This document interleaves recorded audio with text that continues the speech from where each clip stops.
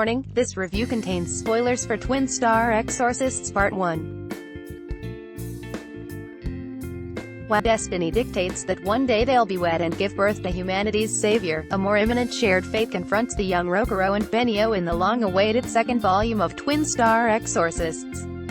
With the wait for this follow-up being as long as the time required to conceive and bring that Miko to term, however, is this volume worth the wait? With the series' best moments to date vastly outnumbered by its worst, the answer to that question is unfortunately, no. Rokuro and Benio's worlds were shattered when they discovered that her brother was behind the tragedy he suffered, and with a sudden rise in similar cases, it's clear that Yudo is on the move again. As the Exorcist worlds prepares to take on their biggest threat, the coming battle is personal for Rokuro and Benio, who find themselves confronted both by the responsibility of what they must do, and the fear of what that entails. In my Part 1 review, I noted my discomfort at the series' premise effectively revolving around adults egging on teens to get intimate, but this volume naturally develops Rokuro and Benio's relationship into the series' greatest strength. After watching them gradually grow together and learn to support each other in their darkest hour, I can now see this pair that used to throw around how much they disliked each other, becoming a genuine couple. I was really impressed that the series even tackled this head-on, with the two having a mature discussion about their relationship, but then was quickly disappointed that Twin Star Exorcists remembered that it's an anime, so clearly they had to become flustered and walk back the entire discussion, because, apparently, the medium can't have actual progress in its romantic comedies. Once the pair resolve to take down the twisted Yudo, we're treated to one of the most thrilling action sequences in modern shonen anime. It's incredibly satisfying to see the Twin Star Exorcists in perfect sync as they deliver a swift stream of tag-team beatdowns, only for that confidence to be quickly overcome by paralyzing fear when the tables suddenly turn. The effectiveness of this sequence is more down to the editing than actual animation, however. While character close-ups superbly capture the extreme emotions on display, the series retains an annoying flaw it's had since the beginning, that it's an action anime, without any real actions. Like with Volume 1, when attack names are called out, the screen becomes mostly occupied by stylized video game-esque cutaways, that look nice but clearly mask Pierrot's inability to keep up with the fluid pace intense action requires. This is especially noticeable in an earlier fight featuring Segan, where his powers are depicted as mere finger flicks before the enemy just falls into pieces. Honestly, despite Segan's cool appearance, it's just boring to watch. The action wasn't the only aspect severely held back by disappointing decisions, however.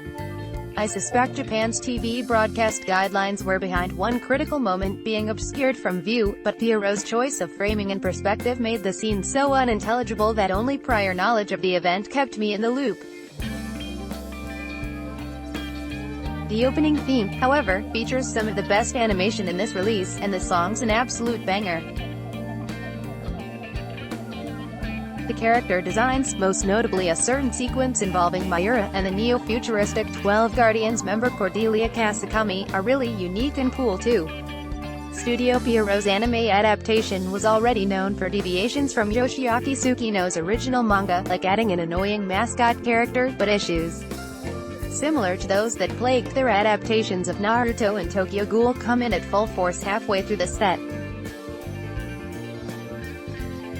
Following the spectacle of the Twin Star Exorcists' struggle against Yudo, the anime suddenly swerves off the road to set up its own anime original arc that, for lack of a better word, is cringe-inducing. Portals called Dragon Gates open across Japan and Kager cross over into the material world. It falls on the Twin Star Exorcists to travel across the country in a Kinako-possessed camper van to seal these rifts and fend off that particular location's villain of the week, Basara, high-level Kager, whose designs range from a screamo idol with Kager backup dancers, to an off-brand Doflamingo.